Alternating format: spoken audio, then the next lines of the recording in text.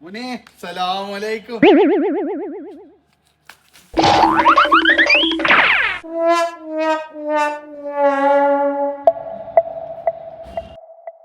അസ്സലാമലൈക്കും.